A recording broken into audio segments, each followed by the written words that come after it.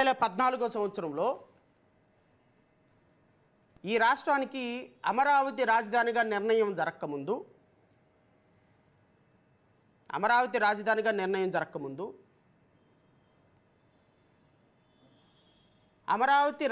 నిర్మాణం అమరావతి రాజధానికి అనౌన్స్ చేసిన తర్వాత ఆంధ్రప్రదేశ్ రాష్ట్రాన్ని కలుపుతూ ఆంధ్రప్రదేశ్ అమరావతిని కలుపుతూ ఇన్నర్ రింగ్ రోడ్ అనేటువంటి ఒక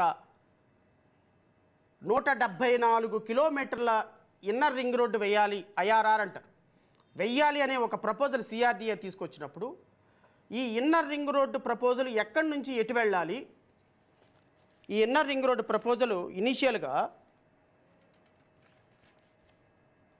రాష్ట్ర ప్రజలకి ఇది ఖచ్చితంగా తెలిసి తీరాలి. Initially, the area covering 122 square kilometers was notified in the capital area 30/12/2014. ఇనీషియల్గా ఆంధ్రప్రదేశ్ అమరావతిలో 122 కిలోమీటర్లతోటి క్యాపిటల్ ఏరియా ఒకటి, అంటే ఆంధ్రప్రదేశ్ రాజధాని ఎక్కడ ఉండాలి, ఇన్నర్ రింగ్ రోడ్ ఎలా ఉండాలి, 122 కిలోమీటర్లతోటి ఇనీషియల్గా 30/12/2014 సిఆర్డీ ఒక నిర్ణయం తీసుకుంది.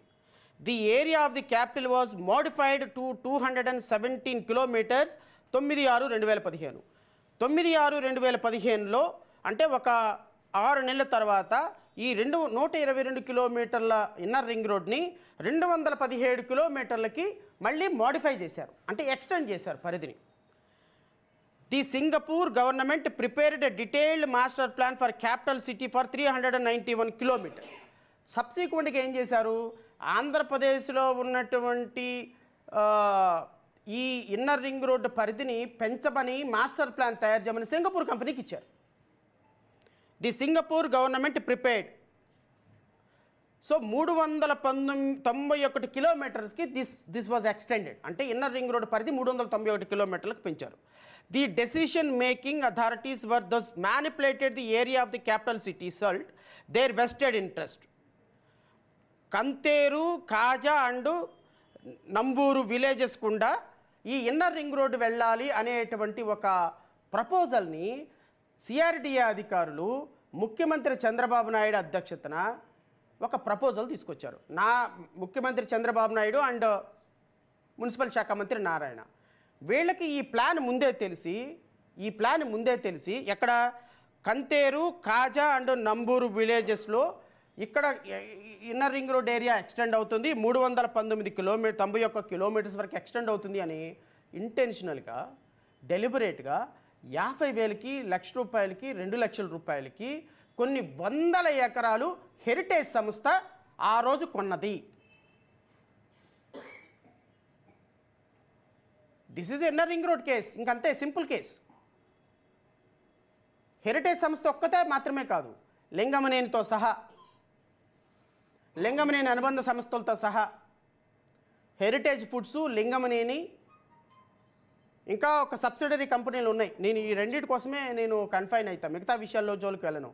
అంటే ఇన్నర్ రింగ్ రోడ్డు వచ్చేటప్పుడు అక్కడ సహజంగా ఎలాగుంటుందంటే, ఫర్ ఎగ్జాంపుల్ నాది 1 ఎకరం ఇన్నర్ రింగ్ రోడ్లో ఉందండి. ఇన్నర్ రింగ్ రోడ్ అంటే నాది ఒక ఎకరం ఫర్ ఎగ్జాంపుల్ కాజా దగ్గర ఉంది. ఈ కాజా దగ్గర ఉన్న ఎకరం ఇన్నర్ రింగ్ రోడ్డు వస్తుందనుకోండి, ఒకవేళ ఈ డిజైను నా చేలో గుండా వెళ్తే నా చేను ఎక్వైర్ చేసుకుంటారు గవర్నమెంట్. ఎక్వైర్ చేసుకొని అది 10 లక్షల రూపాయలు అయితే ఒక 20 లక్షల రూపాయలు ఇస్తారు. మార్కెట్ వాల్యూ ప్రకారం డబల్ రేట్ ఇస్తారు ల్యాండ్ ఎక్విజిషన్ యాక్ట్ ప్రకారం.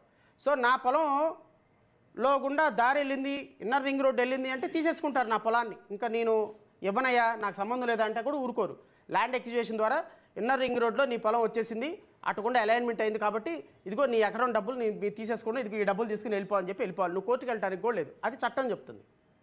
కానీ దాన్ని స్లైట్గా డిజైన్ మాడిఫై చేస్తే, ఫర్ ఎగ్జాంపుల్ నాది 21వ సర్వే నెంబర్లో నాది 1 ఎకరం ఉందనుకోండి, 21వ సర్వే నెంబర్ గుండా ఇన్నర్ రింగ్ రోడ్డు వెళ్లకుండా 23వ సర్వే నెంబర్ గుండా ఇన్నర్ రింగ్ రోడ్ని డిజైన్ చేస్తారు.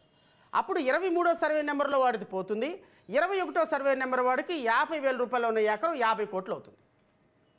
సింపుల్గా ఇన్నర్ రింగ్ రోడ్ కేసు ఇదే, వేరే ఏం లేదు. ఇన్నర్ రింగ్ రోడ్ వేసేటప్పుడు నా పొలం పోయిందనుకో, నాకు 50,000 వస్తాయి, 50,000 పొలం 5 లక్షలు వస్తుంది. నా పొలం పోకుండా నా పొలం పక్కకుండా ఇన్నర్ రింగ్ రోడ్ వెళ్ళిందనుకో, నా పొలానికి 5 లక్షల నుంచి 50 కోట్ల రేటు పెరుగుతుంది. ఇదే ఎక్కడ ప్లాన్ చేశారు. నారా లోకేష్, మున్సిపల్ శాఖ మంత్రి నారాయణ, చంద్రబాబు నాయుడు, లింగంనేని రమేష్ వీళ్ళందరూ కూడా ఇన్నర్ రింగ్ రోడ్డుని డిజైన్ని మొత్తాన్ని మ్యానిపులేట్ చేసి మొత్తాన్ని ల్యాండ్లు కొనేసి ఆ ల్యాండ్లు పక్కగుండా దాని దరిదాపుల్లో గుండా ఇన్నర్ రింగ్ రోడ్ వెళ్ళేటట్టుగా డిజైన్ మ్యానిపులేట్ చేసేసి వీళ్ళ ఆస్తుల్ని కొన్ని వందల కోట్ల రూపాయల రెట్లు ఎక్కువగా వాళ్ళ భూముల్ని పెంచుకున్నారు. ఏమ్మా భువనేశ్వరి గారు, నారా లోకేష్ గారు, చంద్రబాబు నాయుడు గారు, మున్సిపల్ శాఖ మంత్రి నారాయణ, పత్తిత్తి కబుర్లు చెప్తావు నువ్వు. మీరు చేసిన యదవ వ్యాపారాలు మీరు చేసిన ఇవి. రాష్ట్రంలో రాష్ట్ర ప్రజలు అమరావతి క్యాపిటల్గా నిర్ణయం జరిగిందని సంతోషపడే సందర్భంలో దాన్ని ఇంటెన్షనల్గా అమరావతి ఇన్నర్ రింగ్ రోడ్ ఎటు నుంచి వెళ్తుందో మాస్టర్ ప్లాన్ను లీక్ చేసి అఫీషియల్ కెపాసిటీలో చంద్రబాబు నాయుడు కూర్చొని, అన్అఫీషియల్ కెపాసిటీలో నారా లోకేష్ కూర్చొని హెరిటేజ్ సంస్థకి ఇంటెన్షనల్గా ఇదిగో ఇక్కడ భూములు కొనండి, ఇక్కడ భూములు కొనండి, ఇక్కడ భూములు కొనండి అని భూములు కొనేసేసి ఇదిగో ఈ సేల్ డీడ్ల ద్వారా భూములు మొత్తం నేను మొత్తం చదివి వినిపిస్తా. 29 సేల్ డీడ్ల ద్వారా రాష్ట్రంలో అమరావతి పరిసర ప్రాంతాల్లో హెరిటేజ్ సంస్థ భూములు కొనింది. ఎందుకు కొందయ్యా? ఇవన్నీ సేల్ డీడ్లే. నేను ఈ సేల్ డీడ్లన్నీ మీరు రాష్ట్ర ప్రజలకు ఇప్పుడు ఒక కాపీ రిలీజ్ చేస్తాను మీడియా సోదరులకి. ఇప్పుడు మీ ముందు ఆధారాలు పెడతా. ఏ అధికారంతో ఏ ఆలోచనతో హెరిటేజ్ ఫుడ్స్ 2014లో ఆంధ్రప్రదేశ్లో కాజా పరిసర ప్రాంతాల్లో ఇన్ని వందల ఎకరాల భూములు కొందాయి. కొని ఇన్నర్ రింగ్ రోడ్ని డిజైన్ని మ్యానిపులేట్ చేసి తద్వారా రాష్ట్ర ప్రభుత్వానికి, రాష్ట్ర ప్రభుత్వ ఖజానాకి నష్టం వాటిల్లే విధంగా పనిచేశారు చంద్రబాబు నాయుడు, నారా లోకేష్, మంత్రి నారాయణ వీళ్ళందరూ కూడా పనిచేశారు అనేది సిఐడి ప్రధాన అభియోగం 2023లో. దీని మీద మాజీ ఎమ్మెల్యే ఆళ్ల రామకృష్ణారెడ్డి గారు 40 పేజీల సుదీర్ఘమైన, మాజీ ఎమ్మెల్యే అంటే మంగళగిరి ఎమ్మెల్యే 40 పేజీల సుదీర్ఘమైనటువంటి రిపోర్ట్ ఇచ్చారు ఏపీ సిఐడి వాళ్ళకి. ఈ ఏపీ సిఐడి ఆళ్ల రామకృష్ణారెడ్డి ఇచ్చినటువంటి కేసుని ఎగ్జామిన్ చేసి 40 పేజీల రిపోర్ట్ అండి, చిన్న రిపోర్టు, చితక రిపోర్టు కాదు, ఎగ్జామిన్ చేసి ఎఫ్ఐఆర్ నెంబర్ 16/2022 డేటెడ్ 9/5/2022 సెక్షన్స్ వచ్చి 120 of IPC, 34 of IPC, 35, 36, 37, 166, 167 of Indian Penal Code and 217 of Indian Penal Code, section 13 subclass 2, read with section 13(1)(a) of Prevention of Corruption Act 1988. ఇంతమంది మీద 14 మంది మీద లింగంనేని రమేష్, నారాయణ, చంద్రబాబు నాయుడు, నారా లోకేష్ వీళ్ళ heritage ఫుడ్స్లో ఉన్నటువంటి వ్యక్తులందరి మీద ఎఫ్ఐఆర్ కట్టి ఇన్నర్ రింగ్ రోడ్ స్కామ్లో ఇన్ని వందల కోట్ల రూపాయల స్కామ్ జరిగిందని ఎఫ్ఐఆర్ కడితే దీని మీద చంద్రబాబు నాయుడు గారు హైకోర్టుకి వెళ్ళారు. హైకోర్టుకి దేనికి వెళ్ళారు? యాంటిసిపేటరీ బెయిల్కి వెళ్ళారు. యాంటిసిపేటరీ బెయిల్కి వెళ్ళినప్పుడు హైకోర్టులో సిఐడి డిపార్ట్మెంటు 490 పేజీల కౌంటర్ వేసిందండి. 490 పేజీల కౌంటర్.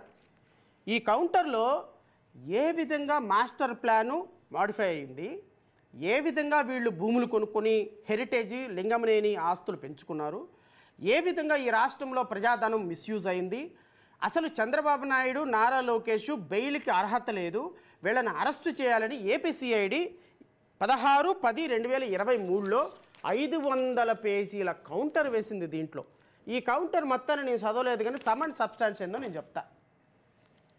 ఏపీసీఐడి వేసినటువంటి మెమో ఇది. ఈ కౌంటర్తో పాటు ఈ మెమోని నేను చదివి వినిపిస్తాను రాష్ట్ర ప్రజలకి. ఎందుకంటే నేను అన్నీ చెప్తుంది, ఇన్ని ఆధారాలు ఉంటే ఈ కేసుని నిన్న విచారణ ముగిచ్చేస్తున్నాం, ఆధారాలు లేవు అని నిన్న ఏసీబీ కోర్టులో క్లోజర్ రిపోర్ట్ వేసేసారు పోలీసులు. అఫ్కోర్స్ ఆళ్ల రామకృష్ణారెడ్డి గారి తరఫున నేనే ఆర్గ్యూ చేస్తున్నాను, ఖచ్చితంగా ఈ కేసు ఎట్టి పరిస్థితుల్లో క్లోజ్ అవ్వనీయం, చట్టం మా వైపు ఉంది, కోర్టులు న్యాయం చేస్తాయి అన్న నమ్మకం మాకుంది.